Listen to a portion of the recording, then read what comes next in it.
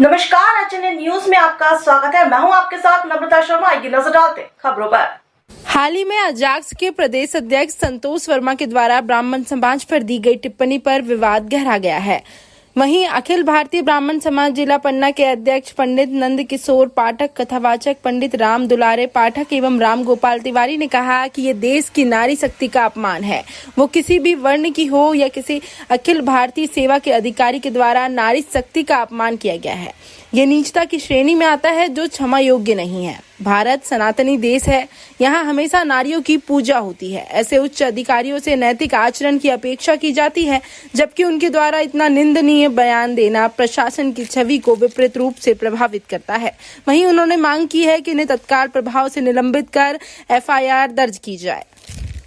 संतोष Verma IAS AJAKS के अध्यक्ष अभी हुए हैं, उनके द्वारा दिनांक 25/11/2025 को अधिवेशन में ब्राह्मण समाज के ऊपर और उनकी जो टिप्पणी की गई है कि जब तक ब्राह्मण समाज की बेटी हमारे बेटों के साथ नहीं होती है तब तक ये आरक्षण समाप्त नहीं हो सकता है। और ये जो अभद्र टिप्पणी उनके द्वारा समाज में या ब्राह्मण समाज की बेटी के खिलाफ की गई है, तो ब्राह्मण समाज की महिलाओं का भर सिर्फ अपमान नहीं है, सभी समाज की महिलाओं का अपमान है। इस तरह से समाज की बेटी बच्चियों को टिप्पणी करना क्या है, मतलब शोभनीय है। इससे अधिक अशोभनीय कुछ नहीं हो सकता है। इसकी हम पन्ना जिले की समस्त ब्राह्मण समाज घोर निंदा करते हैं। शासन से ये मांग करते हैं, संतोष वर्मा आईएएस के खिलाफ जो नोटिस दिया गया है, नोटिस दिए भरे हरते कुछ नहीं होता है। इनके खिलाफ तत्काल निलंबित करके विभागीय जांच बैठाई जानी चाहिए तथा भारत सरकार से इनके विरुद्ध एफआईआर दर्ज करने की अनुमति लेकर के एफआईआर दर्ज होना चाहिए, आपराधिक प्रकरण दर्ज होना चाहिए।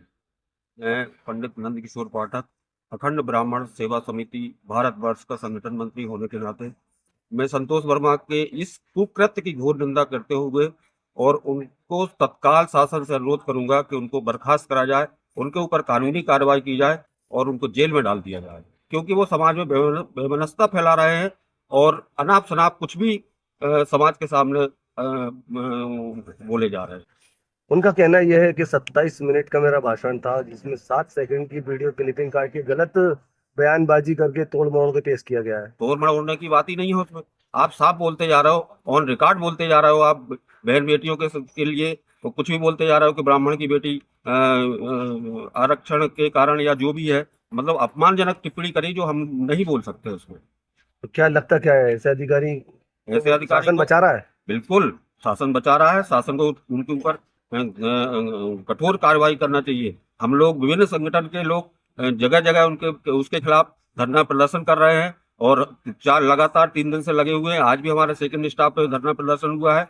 जगह जगह एफआईआर दर्ज की जा रही है और एफआईआर दर्ज करके हम लोग ज्ञापन सरकार के नाम से ज्ञापन उनको दे रहे हैं कि उसके ऊपर संतोष वर्मा के ऊपर घोर कार्रवाई की जाए और तत्काल उसको जेल में डाला जाए। समाज चाहे जो हो, समाज समाज होता है और व्यक्तिगत रूप से जातिवाचक शब्दों का प्रयोग करते हुए टीका टिप्पणी न्याय संगत शास्त्र संगत नहीं। क्या लगता है आपको, क्या कार्रवाई होना चाहिए, एफआईआर होना चाहिए? निश्चित रूप से अगर ऐसी कुछ टिप्पणी किसी भी सदस्य ने की है तो उसके विरुद्ध और न्यायालय में कुछ न कुछ होना चाहिए। तो ब्राह्मण समाज इसके लिए क्या करेगा? ब्राह्मण समाज इसका भरपूर पुरजोर विरोध करेगा। क्या लगता है, क्या कार्रवाई होना चाहिए इनसे, ऐसे लोग अधिकारियों पर?